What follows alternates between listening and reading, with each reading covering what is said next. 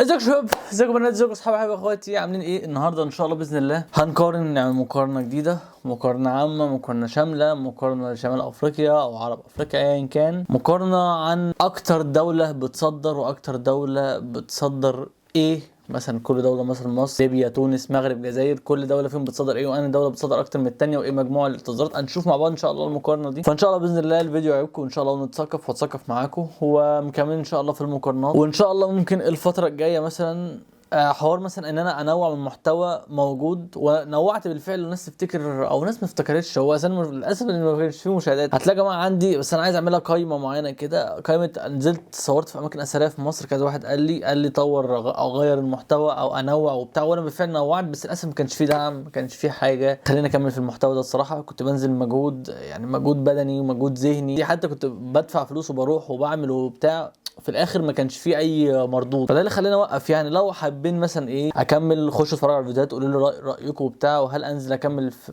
الفيديوهات اللي هي التصويرات، كنت بنزل اصور اماكن اثريه وكده بتاع. خشوا شوفوها، ممكن احط لكم اخر الفيديو، اخر فيديو ده الفيديوهات المقترحه، ممكن احط لكم فيديو من الفيديوهات دي تخشوا تشوفها، هيعجبكم. ممكن تقول لي رايك. لو عايزين مثلا انوع في برضو غير كده نوعيه تاني، ممكن انزل مثلا فيديو مثلا ردة فعل مثلا على ميمز او فيديوهات مغرب عربي. مثلا في كذا صفحه على الانستجرام انا عامل لها متابعه الصراحه، وبنزل فيديوهات اللي هي الكرنج دي، الفيديوهات اللي هي البيض دمها تقيل. يعني ممكن نعمل رد فعل صراحه على الميمز، اشوف اعرف افهمها ولا لا. انا عملت الفيديو برده من سنه، ما لقاش النجاح قوي يعني، بس ممكن نكرره بطريقه جديده على الانستجرام مثلا، ممكن نشوف مع بعض. قولي برده تحت في التعليقات لو عايزين مثلا يبقى في تغيير، حاجه كوميديه بتاع، انزل مثلا مره فيديو كده مره فيديو كده. قولي تحت في التعليقات برده.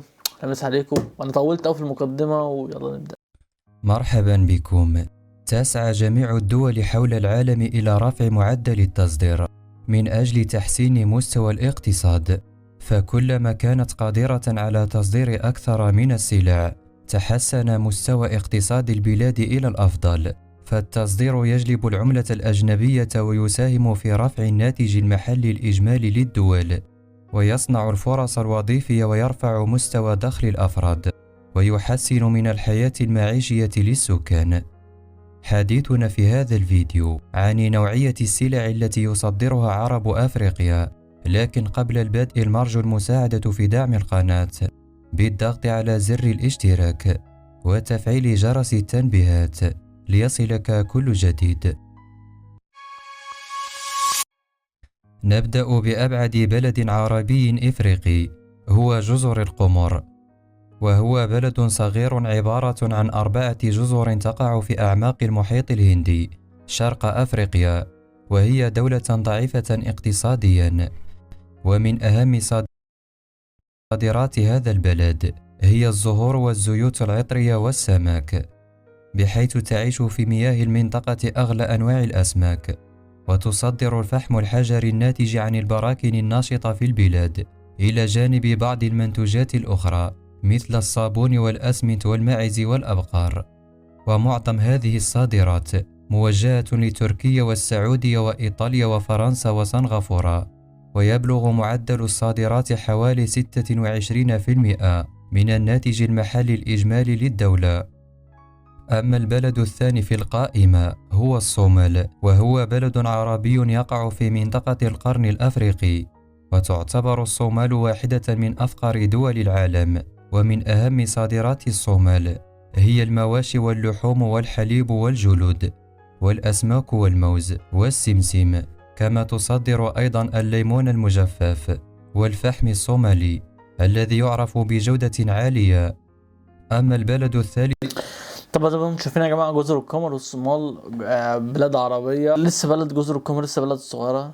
الصومال برضو للاسف بلد فقيره، وطبعا ربنا يلطف باخواتنا في الصومال وفي السودان برضه. يا جماعه كل فيديو ينزل نفتكر حوار السودان واللي بيحصل في السودان، ان شاء الله ربنا يلطف بيهم وتعدي ان شاء الله باذن الله. فهنشوف هيبقى في جيبوتي، اعتقد دي اصغر البلاد، لسه ضعيفه اقتصاديا على ما اعتقد، وعلى ما اعتقد هو بالتاكيد الجلاب اللي هي في شرق افريقيا المسلمه او العربيه. بعد كده نطلع بقى لشمال افريقيا. في القائمة هو جيبوتي، وهي دولة عربية تقع في منطقة القرن الأفريقي، ويعتمد اقتصادها بشكل أساسي على موقعها الاستراتيجي المطل على البحر الأحمر وخليج عدن. ومن أهم صادرات جيبوتي هي الأبقار والماعز والأغنام والإبل والأسماك والبن. أما البلد الرابع في القائمة هو السودان، وهو بلد عربي يقع في شمال شرق أفريقيا. وتتمتع السودان بموارد طبيعية مهمة وأراضي زراعية شاسعة. ومن أهم صادرات السودان هي المنتوجات الزراعية مثل القطن والحبوب الزيتية والذرة والفول السوداني واللحوم والخضروات والفاكهة. وتصدر أيضا الأسماك والسمسم، بحيث تعتبر السودان الأولى عالميا في إنتاج السمسم. وتصدر الذهب، بحيث تحتل السودان المركز السادس عشر عالميا في إنتاج الذهب. كما تصدر أيضا مختلف أنواع المعادن مثل النحاس والفضة. أما البلد الخامس في القائمة هو موريتانيا، وهي بلد عربي يقع في شمال غرب أفريقيا. وتعتبر موريتانيا من بين أفقر دول العالم رغم توفرها على موارد طبيعية مهمة. ومن أهم صادرات موريتانيا هي الذهب. وتصدر أيضا الحديد والنحاس والجبس والفوسفات والسمك والمواشي. أما البلد السادس في القائمة هو تونس. هو واخدها بالتدريج من البلد مثلا الأقل مثلا إنتاجا للبلد الأعلى إنتاجا، أو الأقل اقتصاديا للأكبر اقتصاديا، أو البلد الأكثر تصديرا للسلع. فزي ما احنا شايفين الدول طبعا لحد دلوقتي زي ما احنا عارفين الدول بنصدر أبقار، ماعز، خرفان، حاجات خام مثلا حديد او نحاس او ذهب بنصدره للاسف خام نبيعه للدول الاوروبيه يعني يجي لنا باغلى الثمن. فيا ربنا يلطف بينا. انا كل ما اشوف مثلا مشاهد لافريقيا او لينا مثلا اقول فيها يا جماعه احنا مش ناويين نتطور نعدي، بس ربنا يلطف بينا يعني. وهي بلد عربي يقع في اقصى شمال افريقيا، وتسمى بتونس الخضراء كرمزا لوجود اعداد كبيره من اشجار الزيتون.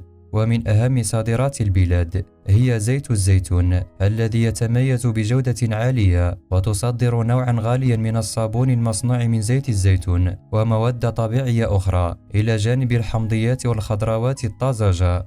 وتصدر أيضا الأسماك والفوسفات والثمور المعروفة عالميا بجودتها العالية، ويتم تصديرها إلى 73 دولة في العالم. ويعتبر المغرب أكبر مستورد للثمور التونسية. أما البلد السابع في القائمة هو ليبيا.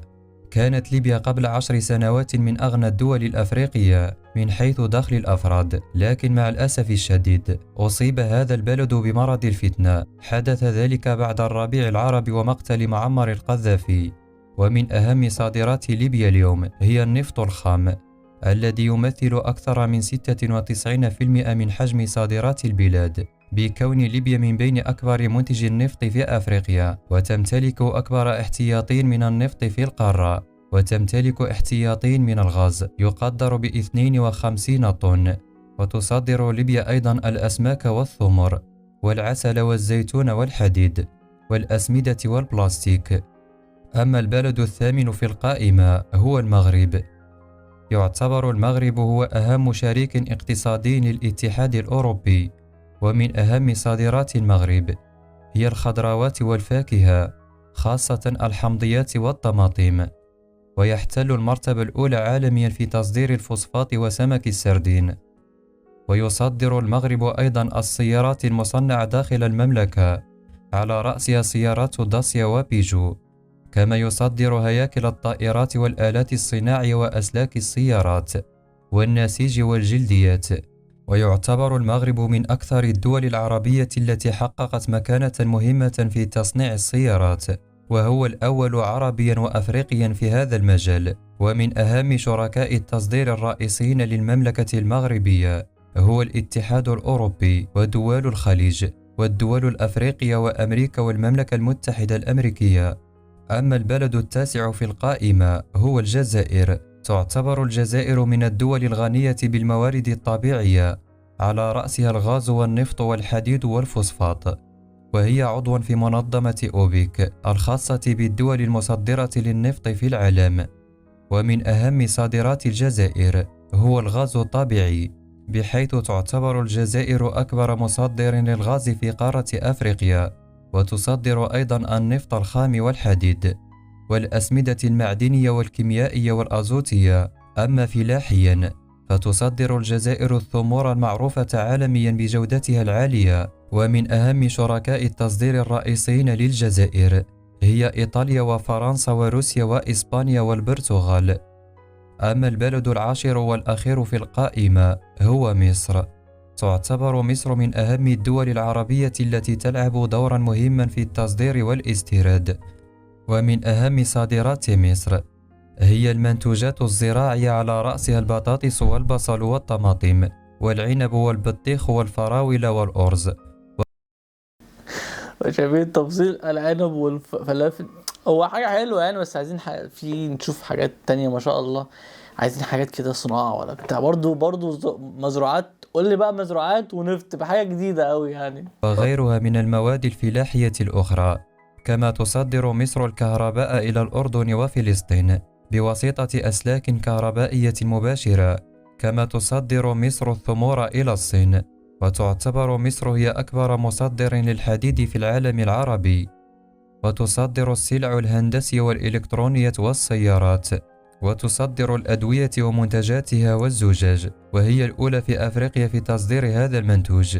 الحمد لله، حاجات لها علاقة بالصناعة شوية، مش عايزين كل حاجة زرع يا جماعة. ومن أهم شركاء التصدير الرئيسيين للبلاد هي كندا والإمارات والبحرين والأردن وأمريكا وألمانيا وإيطاليا وتركيا وتنزانيا وكينيا. يا شباب، خلصنا والحمد لله. شفنا وزعلنا وفرحنا، وعرب افريقيا بالاخص يعني. شفنا بنصدر ايه، كل دولة بتمتاز بايه، اكتر سلعة عند كل دولة ايه، اكتر سلعة الدولة بتصدرها. شفنا كل الدول. ما شاء الله في دول كويس، ربنا يكملها وان شاء الله تتطور اكتر واكتر. وفي دول لسه نامية زي اغلبية الدول الافريقية يعني، فربنا ان شاء الله باذن الله يلطف بينا ان شاء الله ونعدي على خير باذن الله. بس كده اتمنى الفيديو يكون عجبكم، وما تنسوش تقولي برضو رايكم في التعليقات. عايزين اغير ايه يا جماعة، اعمل محتوى مثلا مختلف عن بجانب المقارنات، ايه مثلا ردة فعل على ميمز او حاجات بتضحك، سواء بقى مغرب عربي او عامة عرب عامة. قولوا تحت في التعليقات، او مثلا ارجع انزل اصور اماكن اثريه تاني. بس المحتوى ده كان مميت بالنسبه لي الصراحه يعني، بس انا كنت مستمتع لان دي الحاجه اللي انا بحبها الصراحه. قولوا تحت في التعليقات يعني، وخبروني وقولوا لي، وايه هنسعد عليكم. سلام.